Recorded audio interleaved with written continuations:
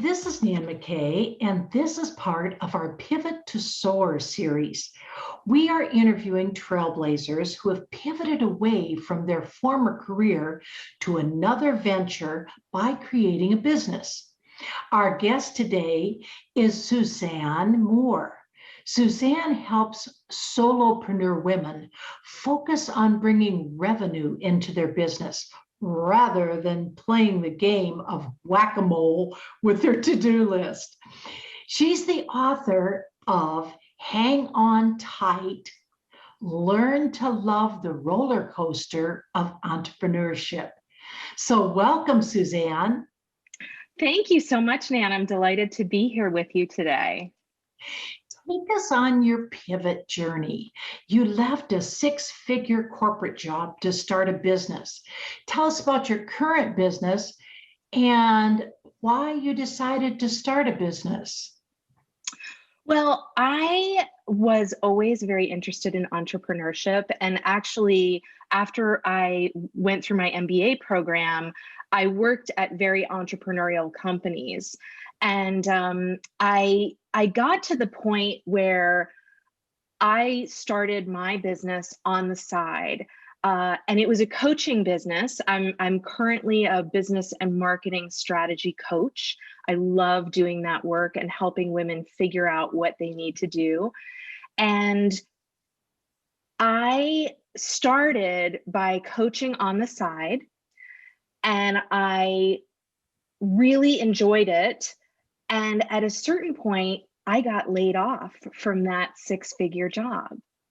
And my children were really young. They were 1 and 3 at the time. And the idea of going to another corporate job and feeling that need to prove myself, which I had done before I was married and before I was a mother and all those things, just felt very overwhelming. And my husband knew that I had this entrepreneurial itch, I'll say.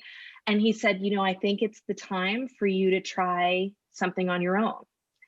And at the time, I actually was trying to be a health coach, which I realized later was not my passion, but it was the start of my coaching journey. So, how did you decide it was not your passion?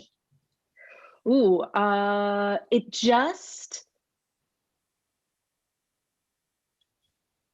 think what I really realized is that I was always more excited about helping other people build their businesses as I met more and more entrepreneurs than I was about helping them with their health choices.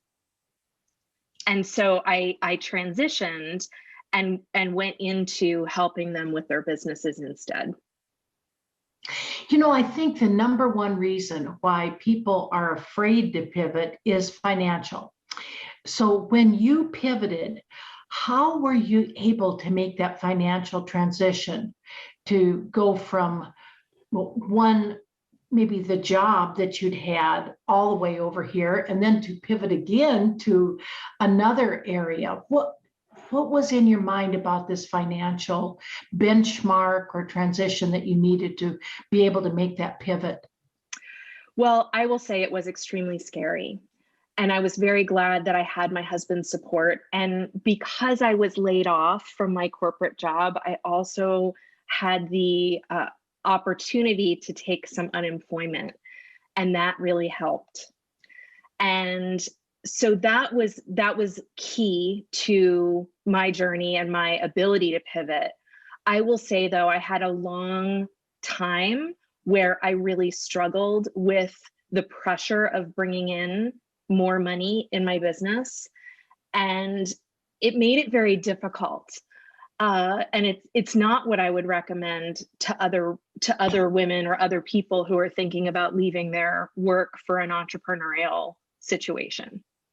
Because what I'm hearing you say, I think, is that you were laid off, so you really didn't have an opportunity to save up and say, okay, I'm going to transition in 6 months or a year, that you didn't have a savings platform that would allow you to do that. Am I hearing that?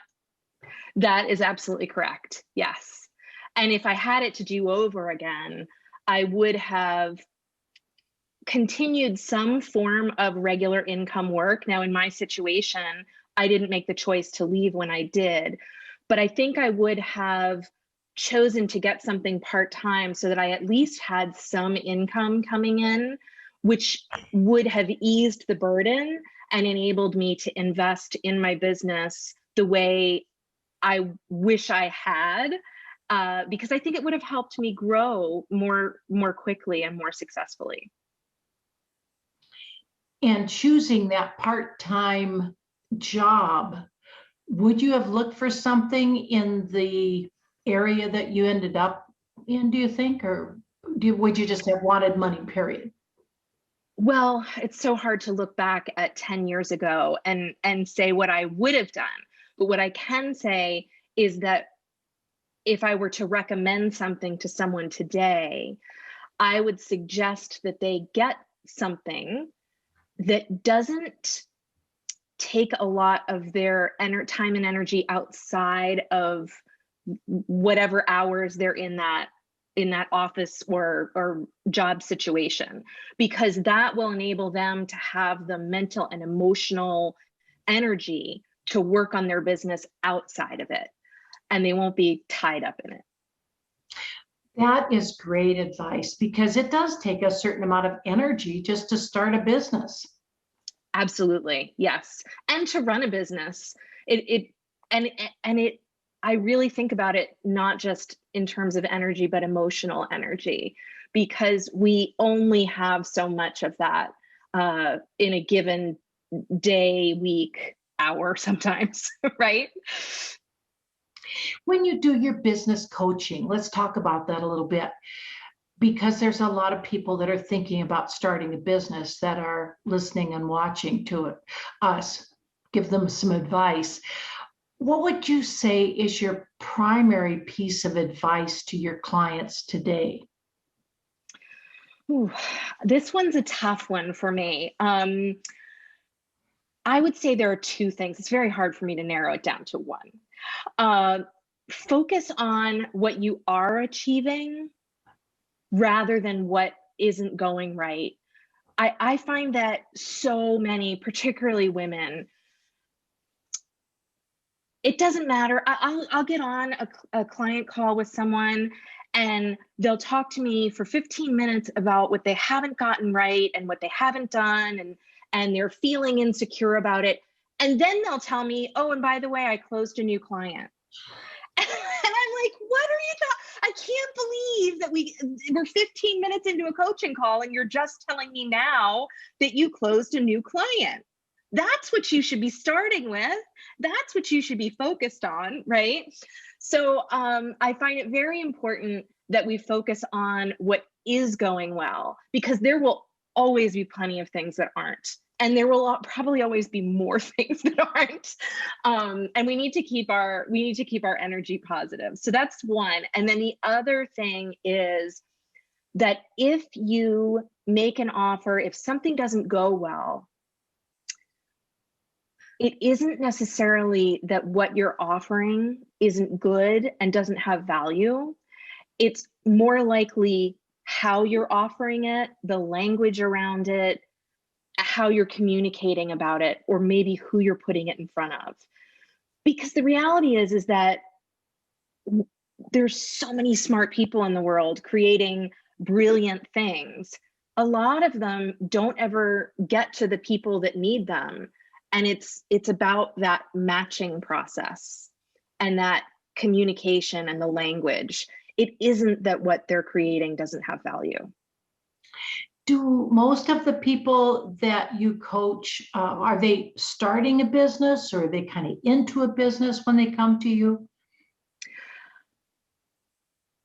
Most are not absolutely brand new, although I have worked with people who are brand new and love it. But most are making less than $80,000 a year. Most are, or they're above that, but they're kind of stuck at a plateau and they can't get beyond it. So one or the other. So for your brand new people that come in, where do you start with them?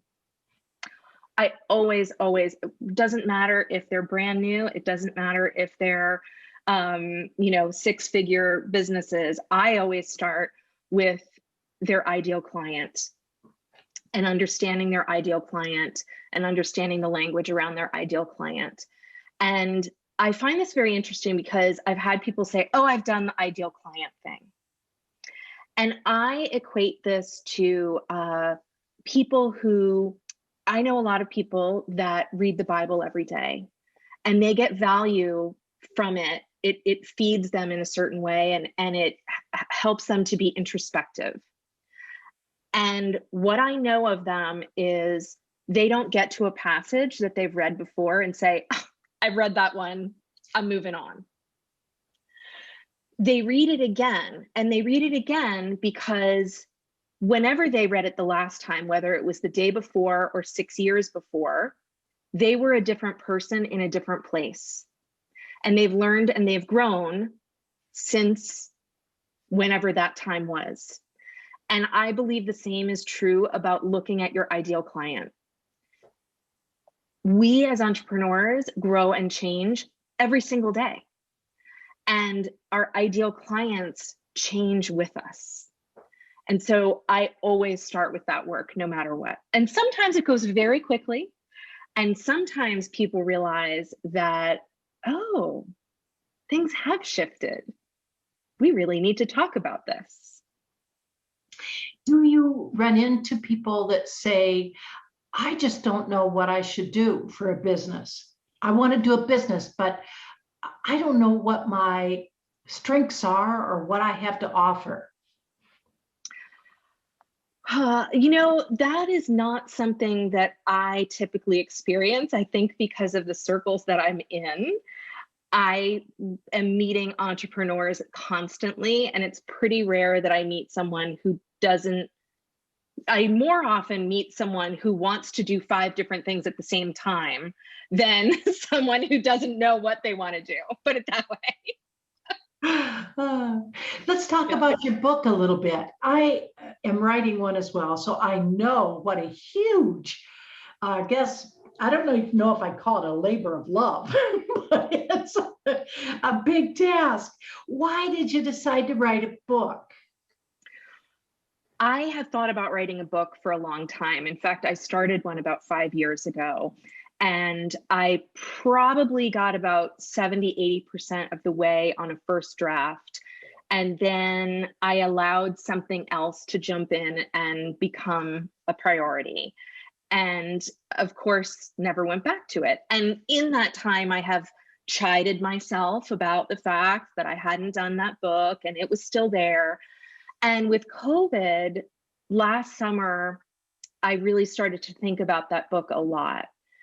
And I thought, when the kids go back to school, I'm gonna pull that out of the electronic files and brush it off and see what I can do with it. And they went off to school and I did that. And I thought, wow, this is not the book I want to write at all. And I started a different book.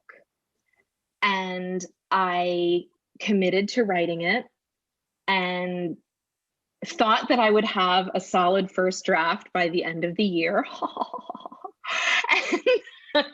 and fortunately had a group of women around me who helped me get through my own insecurities about that. But I did get that draft done, and I was extremely proud to complete it. So that has been a great experience for me.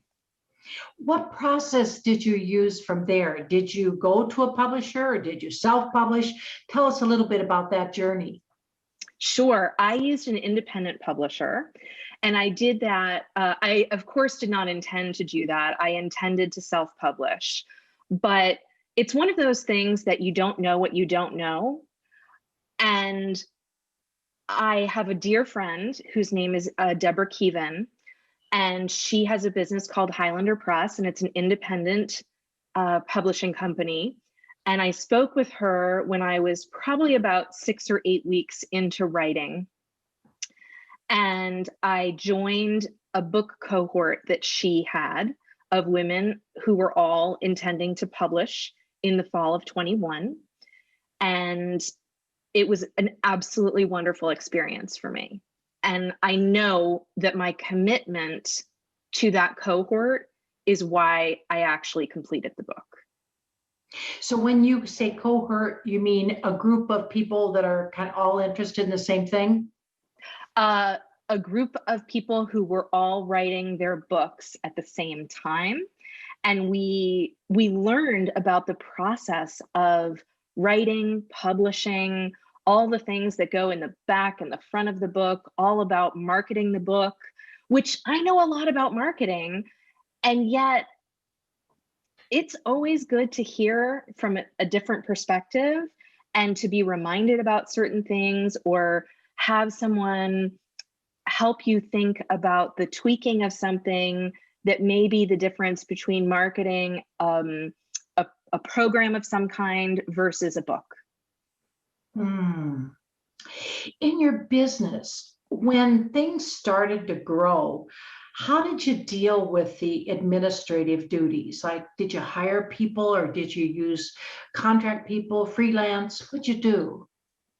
Well, first, I I want to say that what I did is not what I would recommend to others. So let's be clear about that. What I did is I did it all myself to the point of burnout. And I do not recommend that. I have learned over the years that I am far better bringing someone in to help me with the things that are not my unique brilliance, and passing the administrative stuff off, because it allows me the time and space to focus on those bigger things and the bigger, more meaningful projects. So yeah, that's what I did, but not what I would tell you to do. So as you passed them off, what did you do? Did you then go to contractors or freelance, or did you go to employees? Oh, I don't have any employees. I do everything through contractors, freelancers, virtual assistants. I don't have any desire really to have full-time employees.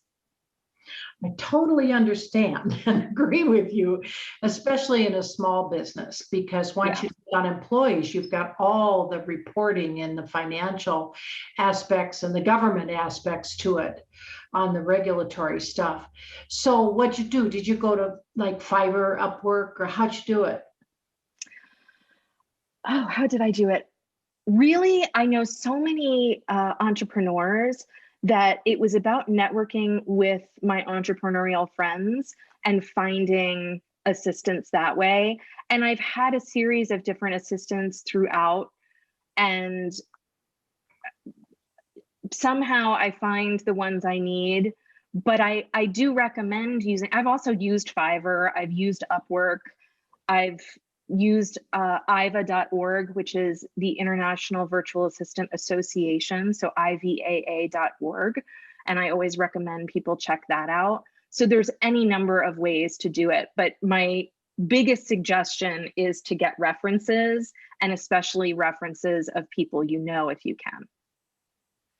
Yeah, that's a good idea. And then so now, do you have just people under contract that you've worked with a long time? Or? Yes, I have one primary assistant who does a lot of stuff for me, mostly administrative. And then when I have project needs beyond that, or beyond what she can handle, I find the right individuals. You know, social media seems to be a big challenge for the startup entrepreneurs. What advice do you have with that? Social media is like its own beast, isn't it? And I find it really interesting because I kind of look at it as the I need help with social media syndrome, because a lot of people will come to me and say, Suzanne, what I really need is your help with social media. And then I dig, excuse me, I dig further into what they have going on. And I realize that they only think that their problem is social media. So I have a few things. The first is that if you're posting on social media and you're not getting business, it's more likely that you don't have the right funnel in place to bring people from the social media to becoming a client or customer. And so I think it's really important to recognize that, because I think there are a lot of people out there talking about how easy it is to get customers from social media, and it can be, but for the most part, it's not. And so I always want to say that. The other thing is, I always tell people to focus on one platform. I don't care which platform it is. Pardon me, I'm going to take a sip here. I don't care which platform it is, and that's going to be dependent on who your ideal client is. But until you have a working funnel with one platform, it does not make sense for you to try to be everywhere. So I tell people to choose the one primary platform for them based on their ideal client and also what they're comfortable with. And then once they've got that going, get help to spread their message across the other platforms. And they have to have something to sell in a way. I know when I was working on this, I was looking at the podcasts and thinking, I just need to have more people listen. I need to have more listeners, more viewers. But you need to have somebody maybe take the next step, have something for them to go to. Does that work for you, or is there any other advice? Well, absolutely. And that's what I mean about the funnel, right? And people hate the word funnel, and I get that, but we can call it a cone if you'd like. The idea is the same, right?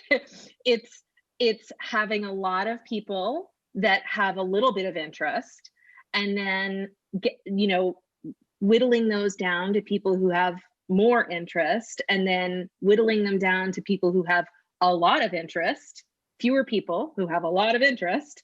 And along the way, they might be buying lower priced investments.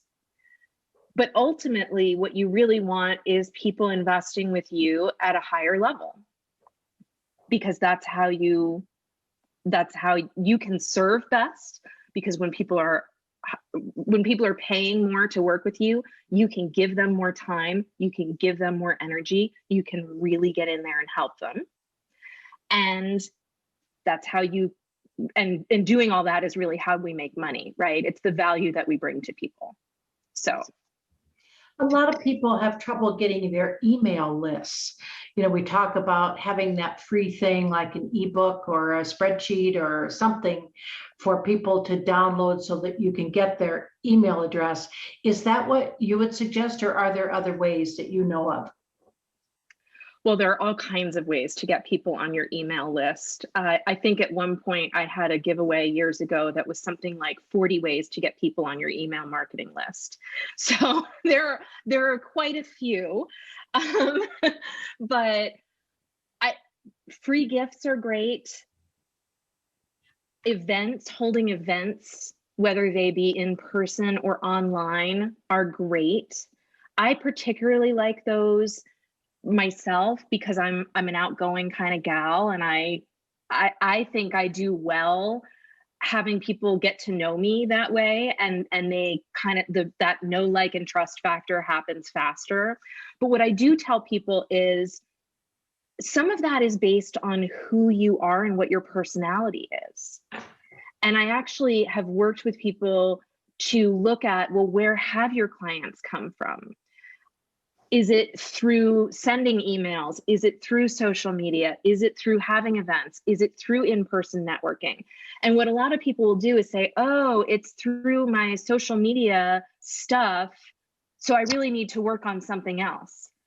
And I'm like, no. Work harder on that.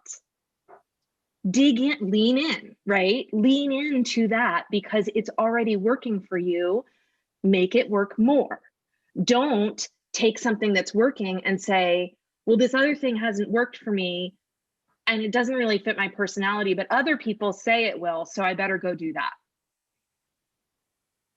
That is really interesting advice. I think really interesting, because I think people tend to go toward the next shiny object sometimes. And I know I do that, thinking that, well, I've tried this, maybe I'll try this.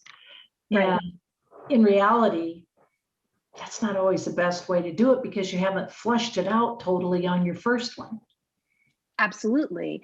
And, we all have different personalities, we all have different skills, and we all have different abilities to invest. There's so many things that go into making something work for us. And I think one of the big mistakes that we often make as entrepreneurs is that we allow someone else to tell us what the best way for us to do something is, without kind of giving it that sanity check of, that may be a great way to do something, but is it the best way for me to do it? Yeah, that's exactly good advice. Share with us your 3 most important lessons that you've learned. Oh boy. Okay. My 3 most important lessons that I've learned. I would say the first is that your willingness to grow yourself will directly impact your ability to grow your business. Because when we get to a certain place in our business, whatever it is that's holding us back at that point is often something that, it may be a fear, it may be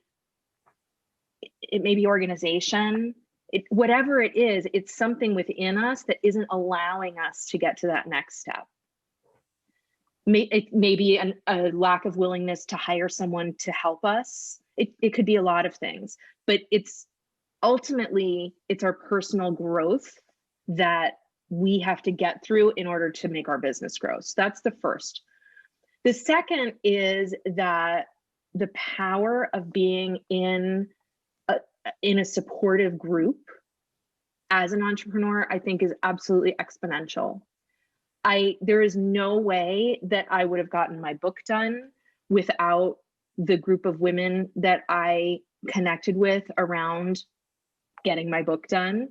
And my confidence in many ways has been built by the women I've surrounded myself with, who regularly say, "You're so awesome, you're great, oh my gosh, what you're teaching is great." It's those things, right? We need that. So community, the power of community. And then I would say that you have to be able to accept failure as part of the process. And your ability to accept failure as part of the process and to get over it in whatever way you need to is going to directly impact your success. So I would say those are the top 3 lessons I've learned. What would you say is your biggest tip for becoming an entrepreneur? There are absolutely no shortcuts to success.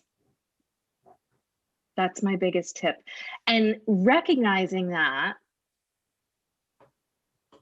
is really important for yourself mentally, because there are a lot of people out there who will tell you and sell you the way to get to, to get to the end, to make the millions, to get to 6 figures, whatever, their message is, right? The thing is that they are messaging that because they have financial incentive to do so. And they are selling you their priority. And that may not be your priority. So you have to be able to cut through the hype and to recognize what really works for you. And all those people who are selling things, what they're selling may have great value and you may learn a lot from them. but it's probably more that you're going to synthesize that learning and ultimately figure out for yourself the best path, not that their one way of doing things is really the holy grail. Hmm. You know what I really want to hear about is your Polka Dot Powerhouse. Yes, Polka Dot. Yeah, yeah. So Polka Dot Powerhouse is a national women's connection group. And I found them, a few years ago, I moved to Massachusetts, and I knew that I needed to develop, and from out of state. So I knew that I needed to develop a new network for myself. And I had been in really fabulous women's networking groups before. And I thought to myself, and I'd run some before. And so I thought, okay, I will either find a women's networking group that feeds my soul, or I will start one. And a friend suggested I check out Polka Dot Powerhouse. And I thought, what the heck kind of a name is that? And I was very resistant at first to check it out. But I did. I went to a meeting, and the minute I walked in, I knew I was home. And what happened was that meeting was probably about an hour and a half from my house, maybe an hour without traffic, but usually there's traffic. So what I did was I applied to start a chapter of Polka Dot Powerhouse near my home. And to me, that was the best of both worlds, because I got to start something that fed my soul. And at the same time, I was doing it with the support of the whole organization. And when I offered it to people, they not only got the local chapter, but they got the whole organization. So to me, it was really the best of all worlds. What would you say is the one most important thing you get from it? Community. The love and the hugs and the friendships. And not all the women in Polka Dot have businesses, but many, many, many do. Probably about 80%, I believe. And just being around other women entrepreneurs is very supporting and supportive, and I love it. So I would say that's the number one thing. What do you like best about your entrepreneurial lifestyle?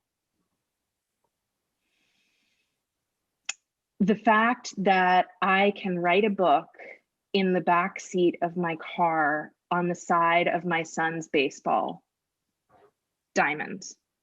You know,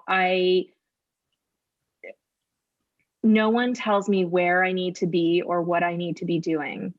I'm a very driven person on my own. And I'm grateful that I've found something that allows me to be the mother I want to be most of the time. And and also allows me to express my passion for business. Well, it's just been so much fun talking with you. You know, you just have so many great ideas and thoughts for us, and we really appreciate that. Do you have anything else that you'd like to add? Well, I would love if anyone wants to know a bit more about me, my business history, my experience, that they check out my book, and they can either go to my website, SuzanneTMoore.com, or they can go to hangontightbook.com. Sounds wonderful, and we will promote it on our website. Thank you so much, Nan, and this has been a real delight. Thank you.